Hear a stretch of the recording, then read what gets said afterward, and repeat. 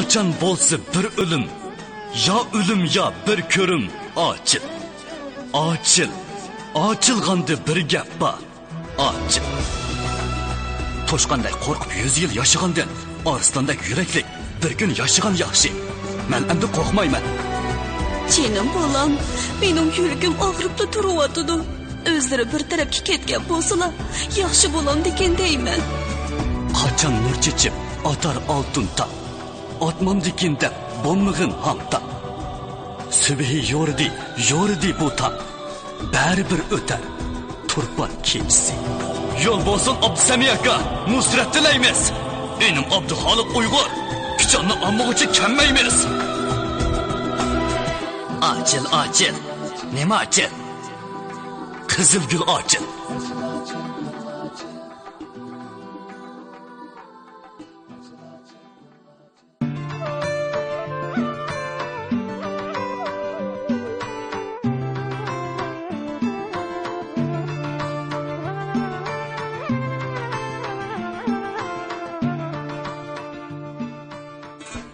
Boyığı qaraganda beshi kichik ko'rindigan. Chiroyi oqsiriqqa moyil. Yumloq yuzlik qo'pir ariz 35 yoshlarga kelgan navqiron yigit edi. Uning yuqorqi so'zlaridan maqsadi aniq bilinib turadi. Mushu kunlarda biror ish chiqsa, qandoq bo'lib ketar? Qandoq bo'lmoqchi? O'rmonga o't ketadi shu. Ular o'stan bo'ylab yurib, yana bir muncha mungdashdi. Suhbatning uranidan qaraganda, ularning fikr tushanchalari, orzu armonlari asosiy jihatdan o'xshashib ketadi. Gap so'zlari xuddi taraf-tarafdan eqib kelgan buloq suvlari o'zaro qo'shilib bir azim daryo hosil qilgandek kuchli fikr eqimi shakllantirib, tabiiy yo'sinda istibdodlikqa, qorong'ulikqa qarshi kuchga aylanadi. Shoirning 90ga kelishi bir muncha ziyolilarni bosh qo'shib ulfatlashish, tarmoq tushuncha fikrlarni bir nuqtaga markazlashtirish fursatiga ega qilgan edi. Buningdan cheksiz shodlangan va rag'batlangan yoshlar kech-kunduz shoir bilan birga bo'ldi. O'rik pishqan mazgil bo'lg'achqa qo'pir ariz shoirni o'z beg'iga barovatga chaqirdi. Boshqa kishilarmu shoirni orqa-orqadan o'z uylariga ziyofatga chaqirdi. Bu jarayonda bir-biridan nocha otlarga mingan yoshlarning to'plashib bog'dan boqqa, mahalladan mahallaga ot o'ynatib yurishlari butun yurt ichini larziga keltirgan edi. Abduxoliq Uyg'ur Mo'ng'ullarning har yili koni yil hisobi bo'yicha 6-oyning 12-kuni Bo'rtida o'tkaziladigan Madir bayramiga qatnashish uchun ketayotdi. U o'zining Mo'ng'ullarning turmushini ko'rish, tilini o'rganish istikining amalga oshayotganligidan qalbi olamcha shodlikqa to'lgan edi. Yuragi cheksiz hayajondan xuddi ko'krak qapsini yerib chiqib ketadigandek kuchlik so'qatdi. Bilgandan so'ng kelidu beliyvergin. Beliyverish emasmidi tilagi elning. Qirdin ochsang oldingda qir ko'rinsa, qiziqqandan kelmamdu yurayvergin. Qozoq mutafakkiri Abayning bu aqliyisining ruhi Abduxoliq Uyg'urning vujudida daryodek to'lqinlaydi. U ilm bilimga o'zini xuddi parvonadek uratdi. Dunyodagi barligi bilimni bilgusi, to'xtovsiz olg'a ilgirligisi keladi.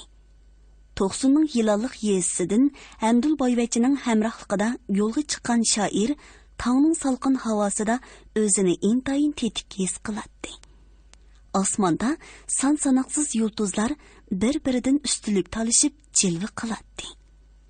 Oldi va so'l qo'l tarafdagi tog'lar tong qorong'uligida yiroqdan xuddi qor rangda bo'yab qo'ygan tomdek g'uva, ammo surlik ko'rinadi. Ular ustug'ulga qarab ketayotdi. Kun chiqib, issiq boshlanguncha g'o'l ichiga kirib olish uchun tez-tez mong'atdi. Bu safarda shoir bilan Niyoz Qaridan boshqa Hamdul Boyvacha, uning Monob ismli bir xizmatchisi va Homidin Xo'ja qatorliq 5 odam bor edi. Shafaq qizardi. Tog' cho'qqisi o'tqashdek tovlangan edi. Quyosh go'zal jamolini namoyon qilish bilan tang yo'lovchilarning ko'z oldida ajoyib go'zal manziralar yeyildi. Safardoshlar bir-biriga qarashdi. Atiganlik quyoshning sehrlik nurida tovlangan tonish chiroylar intayin yaqinlik ko'rinadi. Xo'ja aka, deb so'z boshladi Hamdul boyvachcha ot ustida qiypashlanib Homidin xo'jaga qarab. Uning ko'zlaridan attiganlik xushalliqning nurlari chaqnab turardi. İlvagan narslaringiz nimancha ko'p? Qushnochimni kam qopdi. Unimi ilvagan bo'lsangiz, butun uyni ko'chirib mangan bo'larkansiz. Hay, atgan uning bilanmi jiq etishdi. Qo'ltiqlab meni bidim, yig'lab turib oldi. Ha, yozdi yipincha, qishda ozuq deb tikan. Taq chiqandi yipinchi bo'lmasa, Qoza xonimdek etini otimay yaptaydigan ish chiqidi. Bu gapga to'g'suluqlar kuldi. Chunki ular bu mashhur so'zning kelib chiqish tarixini obdan biladi. Turpandan kelgan mehmonlar bo'lsa, bu so'zni tushunmaganlikdan hech qanday ifoda bildirmadi. Kulmagan bo'lsa-mu, qiziqib quloq solgan edi. Shunga Hamdul boyvachcha bu so'zga munosabatli hikoyani mehmonlarga mu bildirmoqchi bo'lib, "Xo'jaka, hiliqi ishni so'zlab bering, bizmi anglab qolaylik." Uning g'arizini bilgan Homidin xo'ja so'zga kirishdi. Ha, qaysi bir yili bir Qoza xonim bir necha o'lima ashrab rais bilan taqib chiqibdi. Tungida qo'ychilar obdan mehmon qilib qondirib qapti. Tunga kechisi sovuq bo'ladigan yer bo'lg'ashqa, Qoza xonim yilin kiyimlar bilan chiqib qolgan ekan. To'nglashqa boshlabdi. Tun yerim bo'lganda u raisni chaqirib, yiping'udek bir nimang yo'qmi deb so'rabdi. Rais o'tirib, hech narsa topolmay kelib, tashlab o'tgan eshak to'qumidan boshqa bir narsa yo'qkan deb joyiga ketibdi. Qoza xonim gap qilmay jim bo'lib qopti, lekin so'g'oq uni yana so'zlashga majbur qilibdi. Shuning bilan u raisni qayta chaqirib, "Hiliqi bir nimangni etini otimay akab yepib qo'ygin" debdi. Bu vaqa ana shundoq bo'lgan. Shundoq qilib, Qoza xonim yeg'ir eshakning to'qimini bir kecha yepinib chiqibdi-da. Rost, uni tong ko'gili bo'lmaydi. Tog' yeri deganda mundaq ishlar ko'p bo'ladi. O'l yig'inda qoladigan bo'lsa, texmi cho'ng falokat bosudi. Tong etish bilan otlarning tuyuqi qizib, minisuqi oshgan edi. Ular o'kirang tashlab, bir-biridan qizg'inib uchqandek tez ilgirlaydi. Yo'lovchilar go'yo o'zlarini tog' ichi dam tortayotgandek his qilishadi. "Ha, mana kelib qoldik", dedi Homidin xo'ja ustug'ul eg'izini beshi bilan imo qilib. G'ul eg'iziga yaqin etakda cho'ng bir eqin izi so'zilib yotadi. Kengligi 200 metrda keladigan bu quruq eqin sanjaq qo'ram toshlar bilan to'lgan edi. "Bu xeyli cho'ng eqin bo'lsa kerak", dedi Abduxoliq Uyg'ur oldida oqirib yotgan eqinga umumiy nazar tashlab. "Agar bu eqinda toshqin sular oqmagan bo'lsa, bu qadar jiq ham yo'g'on toshlar bo'lmagan bo'ladi. Qarang ovi qirg'oqqa. Su yalab hosil qilmasa, qandoq paydo bo'ladi? Hozirmi bu eqindan toshqin suv kelib turdi. Bu gapcha sug'i boykansizlarda. Olg'uydagi suvni ko'rsangiz, texmi hayron qolasiz. Mushu kunlarda otqi kechik bermaydi. Bu gapcha eg'izlar xeli bor o'xshaydi. Sanab kelsak xeli bor. Masalan, kun chiqishdan sanasa quruq tog' eg'izni hisobga olmaganda Arg'i buloq, Qo'shterak, Ko'knak, Ustug'ul, Zo'rmuta, Olg'uy, Uvi, Yog'ochvishi, Bayto'qay qatorliq jami 9 eg'iz bor. Bir rivoyatda 90 degan nom 9 suvdan kelib chiqqan deyiladi. Burun bu eg'izlardan suv kelib turdi ekan. Hozir ba'zilari qurib ketdi. Shundoq bo'lsa-mu, ba'zi yillari eg'izlardan toshqin kelib, xeyli parokandichilik tug'dirdi. Yer tuzilishidan qaraganda, bu o'ymonliq qadimgi zamonlarda cho'ng ko'l yoki cho'ng ichki dengiz bo'lishi mumkin. Sizning bu gapingizga qo'shilaman. To'qsinning mushu poyonsiz soylarida qilin tosh tuz qoplami bor. Tuz degan ko'l yoki dengiz yoqasida paydo bo'ladigan boyliq. Yana bir isbot. Seriqto'ngdan qarg'ichoqqichi bo'lgan orliqda zich joylashgan chirigan qumush yiltizlari bor. Uni biz chim o'tin deymiz.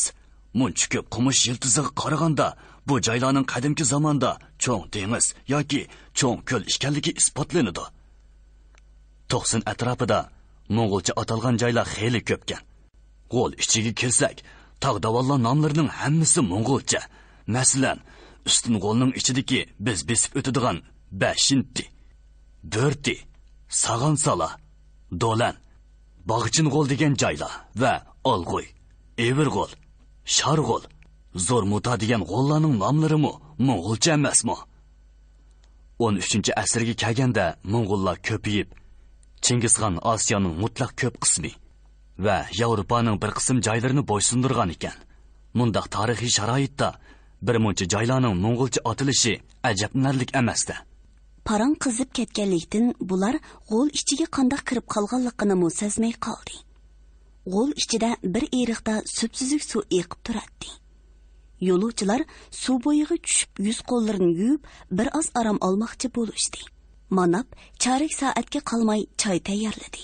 Ondan hammasi dasturxonda o'ltirib non to'qach va pishirilgan sovuq go'sht bilan noshta qilishdi. Bugun siz meni bek xushal qildingiz, dedi Hamdul boyvachcha choy ustida Hamidin xo'jaga qarab. Qaysi tarafdan deysiz? Mening xushal bo'lgan yerim, men mush yurtda tug'ilib o'sdim. Yeshim 30 ni oshdi. O'zimcha bu yurtda manchilik odam yo'q deb hisoblashim mumkin. Otam Qodir jangi kuchada to'ngling. Cho'ng akam Xo'ja Abdullabek bo'lsa Yingjang 200 dan ortiq askar tutudi. Pul mol, yer zamin yetarlik ba, ammo meni 90 atrofidagi tog' daryolarni, eg'izlarni sanab ber desa, sanab beramasligim mumkin. Siz xuddi yeb tizib olgandek aytib berdingiz. Uning ustiga Abduxoliq Uyg'urmi o'zining qarashlarini o'ttirib qo'ydi. Tarix so'zladi. Shu taraflarga qarab, sizlardan ko'p xursand bo'ldim. Rostini aytsam, bugun o'zim tug'ilgan yurtimni tushungandek bo'ldim. Shaxsan menmi ko'p xursand, dedi Abduxoliq Uyg'ur chiroyiga kulki yugurtib. Men hozir 90 to'g'risida asosiy tushunchaga ega bo'ldim. Dunyoda har qanday yurtning tarixi, jo'grafiyasi, tog' daryosi, tirikchiligi, urf-odati bo'ladi. Har bir odam o'z ona yurtining hech bo'lmaganda shunchalik ahvollarini bilishi kerak. Shundaq bo'lgandala u yaxshi avlod hisoblanadi. Bir odam tug'ilgan yurtining osh-tuzini yeb turuqliq, uni tunimasa, o'zini bilib, aslini bilmasa, uni qandaqmi odam deyili bo'lsin. Undaqlarni dunyoga yeb ichish uchun kelgan deymizmi? Agar yeb ichish uchun kelgan bo'lsa, ularni qo'y deymizmi yoki o'y mushigi deymizmi? Hamidin Xo'ja akamning o'z yurti to'g'risida nurg'un ma'lumotlarga ega bo'lganligi hammamizni, bo'libmi shaxsan meni nihoyat xursand qildi. Odam ana shundoq bo'lishi kerak. Choydan keyin ular yana otlanib yo'lini davom qildi. Yo'l suv bo'ylab so'zilgan edi. Ular ilgirlagan seri tog' manzirasi sehrgarning o'yinidek o'zgarib boradi. Tomuzning optipida maxmaldek tavlangan yayloqlar, qo'yiq o'cho'plar bilan to'lgan jilg'ilar, boshdan oyoq yeshil poyandozga purkangan cho'qqilar. Yana allaqandaq sehrlik manzirlar yo'lovchilarni ixtiyorsiz o'ziga tortib, to'xtovsiz ilgirlashga turtki bo'ladi. Yo'lovchilar zo'r ishtiyoq bilan manzira qo'g'lishib mengib, qo'ychilar tushkun qilgan o'tanlarga berib qolganligini to'ymay qoladi. Qoratog'da qo'y ko'p edi. 4-5 to'qay mansila qo'y o'taklari uchrab turadi. Mehmonlar bu yerlarda o'ynab mangan bo'lg'achqa o'takdan o'takka ko'chib mehmon bo'ladi. Qaysili o'takka tushkun qilgan bo'lsa, molchilar qo'y so'yib mehmon qiladi. Chedir oldiga so'rin tuzib, mehmonlarning suhbatini anglaymiz deb to'plashib oladi. Bizning tog'larimiz, yayloqlarimiz nima degan go'zal, nima degan chiroyli. Tog'ning yurakni yashartiradigan sap havosi, tangi dava buloq suvlari, ko'zni qamashtiradigan rangarang tog' gullari, maxmaldek yop-yeshil o't cho'plari. Vah, nima degan esil, misoli jannat. Abduxoliq Uyg'ur hayojonini besib ololmay, shoirani hissiyotlarini bayon qilib, qo'ychilarni xush qiladi. Tog' kechisi ajoyib jimjit edi. Go'yo zaminda hech qanday hayotlik qolmagandek, atrof un-tinsiz sukutga cho'madi. Yulduzlar xuddi shaharlardagi ko'cha chiroqlaridek yaqinli yerda charaqlaydi. Sap havo, salqin shamol kishini tetiklashtirib, ruhini urg'utadi. Mundaq ko'ngillik oqshomlarda uyushtirilgan suhbatlarda shoir atrofdagilarni ba'zida navbatdagi ijtimoiy hayot, xalqning echinishlik taqdiri, siyosat to'g'risida so'zlab cho'nqur o'yga solsa, ba'zida qiziqarli gap so'zlarni qilib kuldiradi. Yana ba'zida bo'lsa she'r o'qiydi.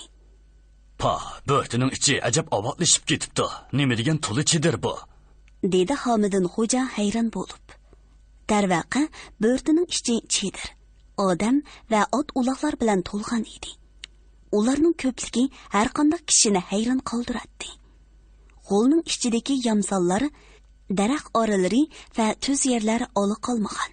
Hammali yerga chedir tikilib, qozonlar esilgan edi. Gerçi bayram texi boshlanmagan bo'lsa-mu, lekin haraq sharab ichish, g'ejak tartib naqshi aytishlar allaqachon boshlangan edi. Chiroyli kiyingan bolalar, choshtanga osgan qizlar keyik qo'zisidek taqlab, chedirdan chedirga o'tishib yurishadi.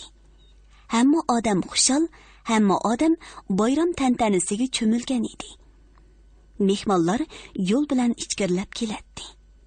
Ular bu yerdagi ibodatxona oldiga kelib, otdan tushib turishiga bir qancha mo'ng'ul kelib, mehmonlardan omon esanlik so'radi.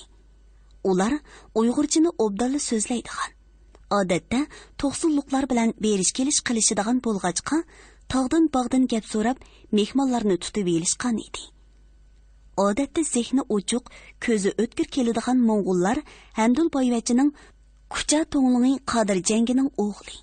Abduxoliq Uyg'urning Shayar Lopnurlarga Shenjang bo'lgan Niyozbekning kuy o'g'li ekanligini bilgandan keyin ularga alohida izzat ikrom ko'rsatishga boshladi. Mehmonlarni maxsus chedir ajirtib o'rinlashtirdi. O'zinglar o'ltirib yanglar deb qo'ydan nechini akilib bog'lab qo'ydi. Hatto o'tin qozon qatorliqlarni mu taqilib o'zlarining mehmon do'stligini namoyon qildi. Ara ismlik Mo'ng'ul mullasi ati oqshamda kelib, mehmonlardan hol so'rab mungtishib turadi. U mu Uyg'urchani ravon so'zlaydi. Uning so'zlaridan nurg'un joylarni biladiganligi, ko'p kishilar bilan tonish ekanligi ma'lum bo'ladi. Suhbat davomida Abduxoliq Uyg'ur o'zining Mo'ng'ulcha o'rganish orzusi borligini aytganda, u cheksiz xush bo'lib, "Men sening qiynotang bilan obdan tonishiman. O yaxshi odam. Biz og'ini bo'lgan.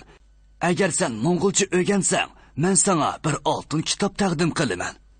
Madir bayrami Ravruz 3 kun davom qildi. Har kuni chelish baygi bo'ldi. Bayram xushalligida tun tongga ulashib ketdi. Madir bayrami oxirlashgandan keyin Hamdul boyvacha ko'knak ichi bilan To'qsunga qaytib ketdi.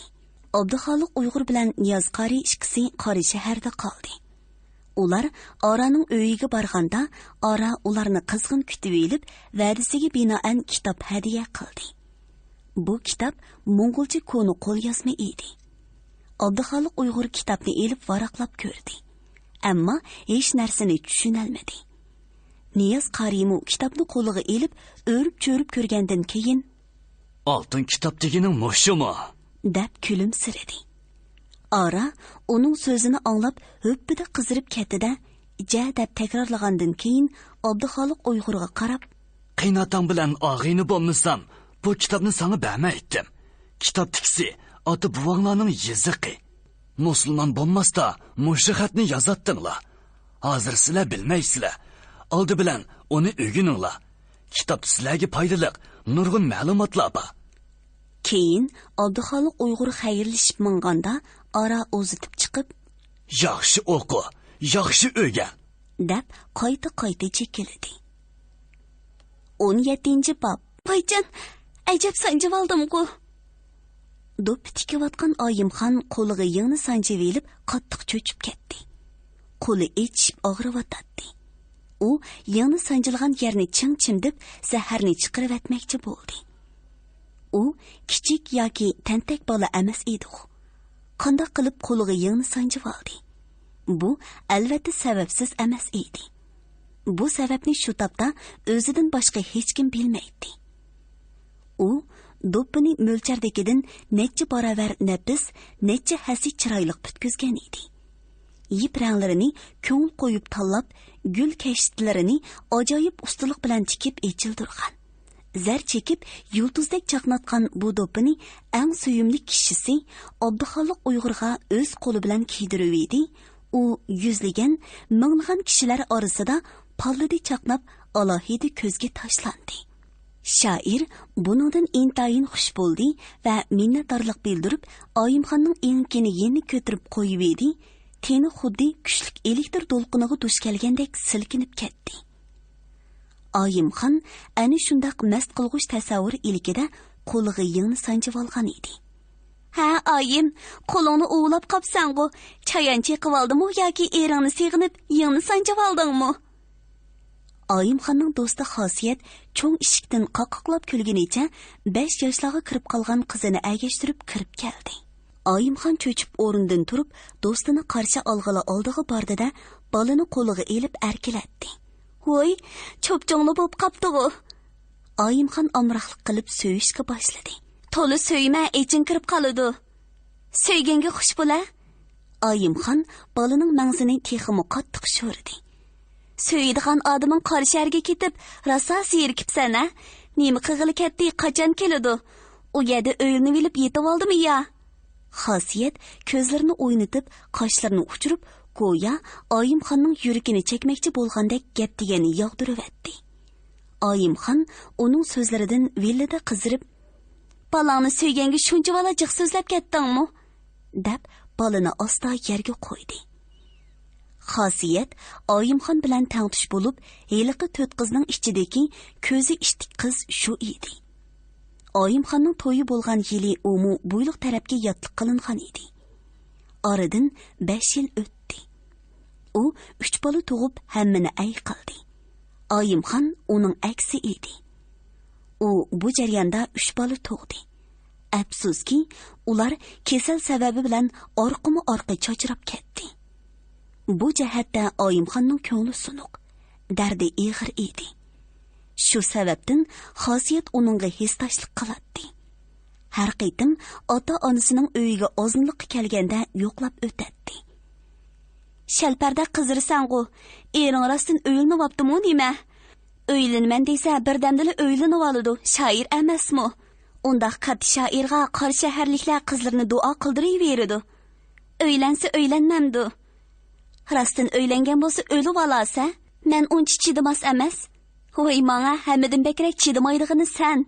Meni bilmaydi demsan, mundaq qishlarga kelganda menga o'xshash sharang-shurunglar bir oz yaxshi. Deydig'ini deb besilib qolamiz. Sanga o'xshash hamma ishni ichida yo'shirib oladigan, rost gapini kishiga aytqili unmaydiganlar bek chidamas keladi. Xosiyat bu so'zlarni chaqchaq tariqasida dedi. Oyimxon uning so'zlariga tabassum bilan javob qaytirib, uni o'zi o'ltirgan karavot tarafga boshlab mangdi. "Gulini ajab o'xshitib tikibsina?" dedi Xosiyat karavotga o'ltirar-o'ltirmayla do'ppini qo'liga elib. Oyimxon uning maqtashlariga kulimsiragunicha jim turib quloq soladi. "Eringni rosa xush qilgudeksan. Qara, kechtisi nima degan oshqan? Yipranglarni muxillabsan. Ering qaytib kelganda mushu do'ppi uchunla 8-10 ortiq suyib qo'ya. Boshqa gap so'zing yo'qmi sening? To'xta, nima oldiraysan? Har gaplarim bor texi." dedi Xosiyat qo'lidagi do'ppini tashlab. Ondan o'rnidan turib berib, ho'ylining o'ttirisidagi gullikdan 2 tal sabdagul uzib qizig'i tutqizgandan keyin o'zi bir tal attirgul g'unchisini yirtib olib qaytib keldi. "Mauningga qara", dedi Oyimxonga qo'lidagi g'unchini ko'rsatib. "Bu g'unchi o'z postini yerib chiqish uchun chinqilib turibdi. Bu uning balog'atga yetib echilg'usi kelgan vaqti. Atiganlikka qaraydigan bo'lsang, bir kechada echilib gulga aylanadi. Shuning bilan uning g'unchiligi tugaydi. Yangi echilgan gul bir necha kungacha yoshlik bahorni saqlab, xushpuroqlar chochidi. Bu uning eng qadrli vaqti. Bundaq chog'da har qanday odamning bu gulni o'zgisi va purug'isi keladi. Lekin uzoq o'tmayli gul so'lishishga boshlaydi. Shuning bilan gulning bahori tugaydi, bilamsan. Senmi xuddi shuningga o'xshash. Voy, tantak nima deydigan deb og'zingga qarabli qaptiman, shu gapmidi? Nimiga olaysan? Gulga o'xshatganimga xush bo'l. Gulga o'xshamay nima ekanman amsa? Texi bilmamsan, sen degan yildiz yo'q po'rko'tak. Puf desa nalarga ketadigan qamg'oq. Ular karavotda o'ltirib rasmiy mungdishishga boshladi. "Ering bola to'g'risida bir nima deymamdi?" "Yo'q. U hech nima demaydi." "Beka gap. Er degan birdamdala o'zgaradi. Ularda insof yo'q. Tashlavatgisi kelganda birdamdala tashlab yetib ketib qoladi. Eng yaxshisi, ayol kishi ishning qiziqida boladan nechini tug'ib cho'ng qilib, yiltiz tortib olishi kerak. U chog'da er kishi qimir qilolmaydi. Bilemsen, sen hazır yıldız yok kötekka o'xshash. Deganlaringning hammasi qo'rqinchli gaplar-ku, dedi Oyimxon kulimsirab. Ammo chiroyidan qandoqdir bir xil andisha va ma'yuslik chiqib turadi. Men sana shuni aytib qo'yay. O'zingga vaqtida sabab qil. Erim bir nima demaydi deb jim yotma. Hey oyim, men sana bir ishni aytay. O ishni qilamsan, qilmamsan o'zingning ixtiyori. Tuyuq tarafda Kerim shayx deydigan bir molla bor deydi. O molla o'qib qo'ysa yoki xo'rdab qo'ysa, tug'mas ayollar tug'idi ekan. Bolasi turmaganlarning bolasi turib qoladi ekan. Bizning mahallada necha ayol shu odamga o'qitib, bolalarni qatorga qo'shib ketdi.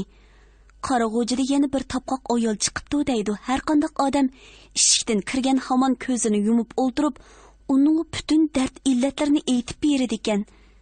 Senmi amal qilib tapqoq bo'ylarning oldiga boramsan. Shayxlarga o'qitamsan, vaqtida bir ish qil. Arxaq deganga ishinib ketgili bo'lmaydi, jumu.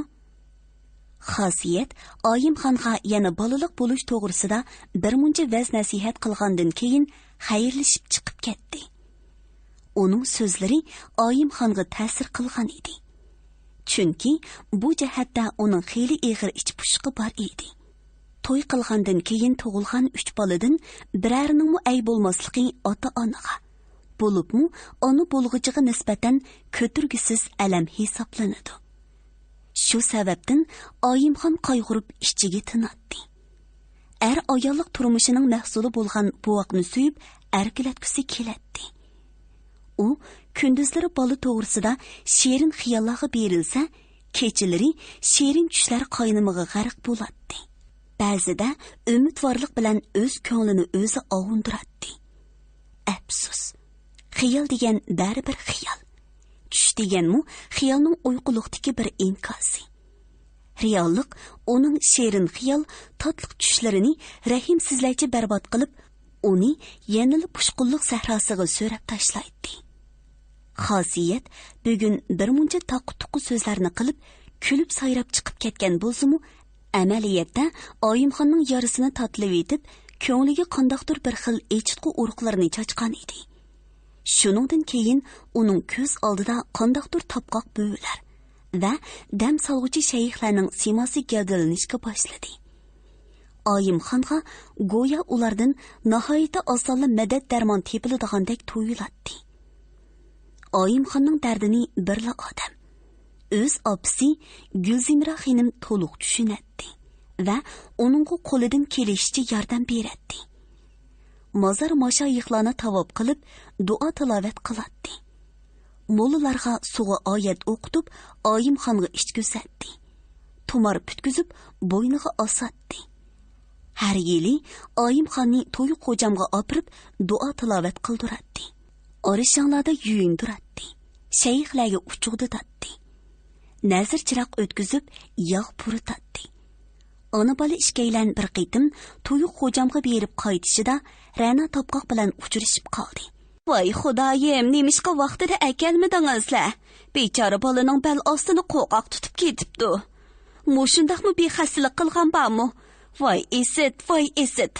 Bundaq ahvolda tug'ilgan bola qandoqmi ayb bo'lsin? Chapson qon qilib, peri o'ynadingizlar. Belning oyig'ini xo'rdatib ko'ringizlar. Xudoyim shifoliq bersa ajab emas. Tapqoq bo'yi ularni ko'ribla tinchlik so'rashning o'rniga qo'rqinchli so'zlarni qilishga boshladi. Tapqoq bo'yi dal ona bola ishkaylarning ko'nglidagi ish to'g'risida so'zlab, ularni hayron qoldirgan edi. Bu ishlar intayin yoshirin ravishda elib berilsa-mu, qiynani Niyoz xonim hammani bilib turadi. Ona bola ishkaylarning tuyuq xo'jamga va cho'ng orishanga qilgan safarlarini anglab, ko'nglida "Hey, bo'pti. Qizini saqaysin. Oyimxon tuzilib, bolamning bolasi ay bo'lib qatorga qo'shilsa yaxshi emasmi?" deb bilmasga selib yuradi.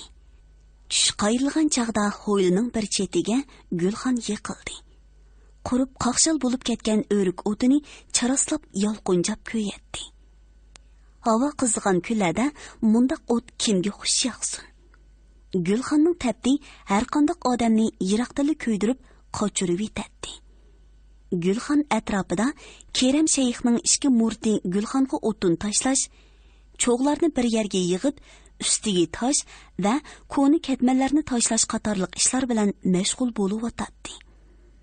Ularning aslidilla qaramtul o'riq chiroyi o'tning haroratida texmi qarigandan tashqari xuddi o'tga qoqlangan chamdak parqiraydi. Ular yana loyga tushadigan kesakchilardek puchqoqlarini tizig'icha turib olg'achqa qop-qora inchki pochoqlari ko'saydek ko'rinadi. Qo'pol gavdilik, changi soqol shayi quvalashtirilgan kemir uyda eyiqdek surlik qiyofatda o'ltirib, qandoqdir bir nimalarni o'qib, zambilga tengilgan Oyimxonga supkush qilyotadi.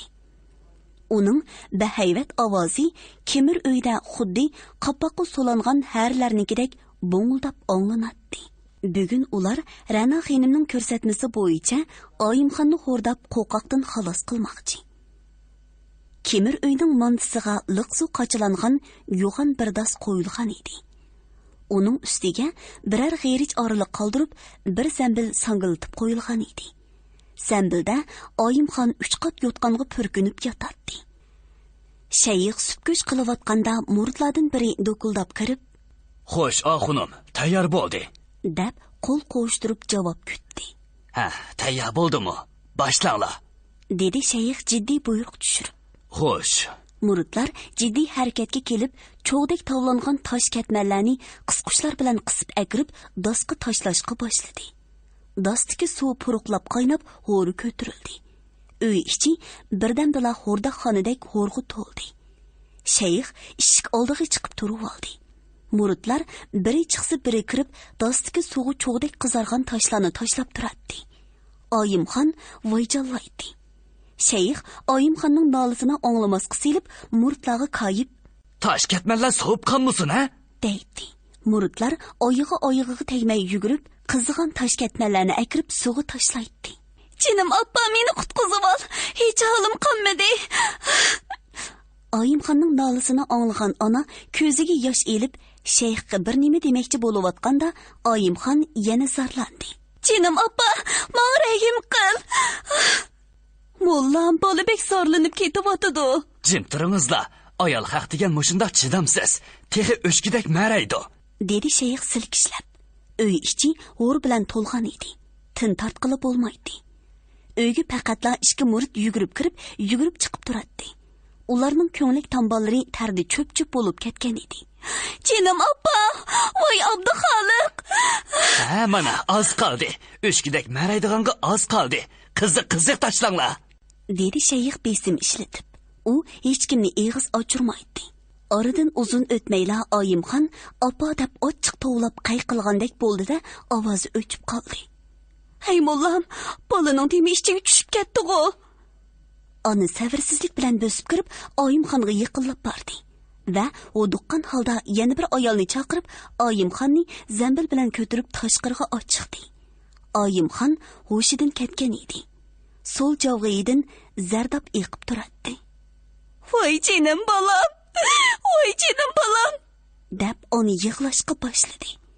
Yana bir ayol yotqanlarni oldirash echib tashlaydi.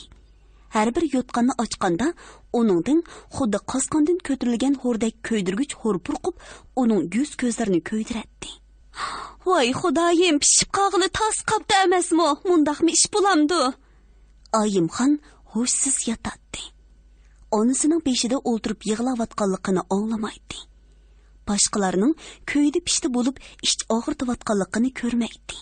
Bu yosh cho'kan xurafiy e'tiqodning qurboniga aylanayotadi. Kishilarning engiga cho'nqur singib ketgan xurofotlik asrlardan buyon ularni chidog'isiz eg'ir fojialarga duchor qilib kelmoqda edi. Oyimxonning fojiasi ana shularning biri edi. Oyimxon bu yerga o'z oyig'i bilan kelgan emasmidi. U hozir xurofotlikning ajallik zarbasiga uchrab behush yotmoqda. Agar tiniqi bo'lmasa, uni o'lgan deb hisoblashga bo'ladi. Qo'lim qo'shnilar to'planishga boshladi. Hamma kishi bemorni ko'rib ich og'ritdi. Yurak bag'ri esildi. Ko'zlaridan yosh to'kdi. Lekin buningga nima amal? Bular ish bo'lib bo'lgan. Hammaylan taqdir shundoq o'xshaydi degandek gaplar bilan o'zaro ko'ngil yozishib, bir-biriga mo'nglik qarashadi. Shundaq paytda ularning buningdan önümlük so'zi bo'lmaydi. Ayollar bo'lsa to'liroq ko'z yeshi qiladi. Ular uningdan boshqa yana nima qila olsin? Bu vaqtda shayx va uning ongsiz muridlari allaqachon quyruqini xoda qilgan edi. Ular shu topda qaysi bulung puchqoqlarda yana olli kimlarga qonidek choplashib, ziyonkashlik qilish, zarsar yig'iltishning ko'yiga tushgandi. Oyimxon shu kuni kechqurun hushiga kelib, ko'zini ochganda, xenim boshliq hamma urug' tuqqanlar xushal bo'lib, uningdan hol so'rashga boshladi. Qandaqroq bir oz o'ngshaldingizmi degandek gap so'zlar yomg'irdak yog'atdi. Oyimxon o'z beshida o'ltirganlarga takshi qarab chiqqandan keyin hech qanday gap qilmadi. Faqat ko'ziga liqqida yosh oldi. Oyimxon bir kun ichida bo'lgan bu ishga nima deyarsin? U bugun atiganda go'yo tugmandan butun chiqadigan darajada sog'lom o'rindan turgan emasmidi. Hozircha mana endi qandoqdir vahshiy yirtqich qush mujib tashlagan bir parcha xom go'shtdak yetibdi. Og'irgan yerining tayini yo'q. Uningga a'zolari go'yo sezgusini yo'qotgandek, na og'irganligini, na hayotiy kuchi borligidan xabar bermayotgandek tuyuladi. Darvaqa bu oshundaq har qandaq usti tiyiblamu tomir tutib ilg'i qilolmaydigan, har qandaq dori shifo qilmaydigan g'alita og'riq edi. Shunga u qandaqroq bir oz o'ngshaldingizmi degandek savollarga hech qandaq javob qilmasdan o'z ahvoliga echinib, ko'ziga ochiq yosh oladi. Abduxoliq Uyg'ur 10-oylarda Qori shahardan qaytib, o'z yurtining ko'zlik manzilasi ichiga kirganda, tabiat qonuni bo'yicha bir mavsumning oxirlashganligini, hamma yeshillikning sarg'ayib, qurib ketayotganligini ko'rib, shoirona hissiyotlarga cho'milgan edi. Lekin o'ruqlab quruq so'ngakka aylanib qolgan Oyimxonni ko'rganda dong qaytib qoldi. U nima bo'ldi, nima bola tegdi deb qattiq tovlab, ho'ngrab yig'lamoqchi bo'ldi-yu, o'zini tutib oldi. Uning o'rniga qiynanisi ko'z yeshi qildi. Uning ko'z yeshi pushaymon yeshi edi. Shoir o'zini tutib olgan holda Oyimxonning peshonasi va qo'llarini siladi. Oyimxon ko'zini ochib o'z beshida o'ltirgan shoirni birla qaytim ko'rgandan keyin ko'zini qayta ochmadi.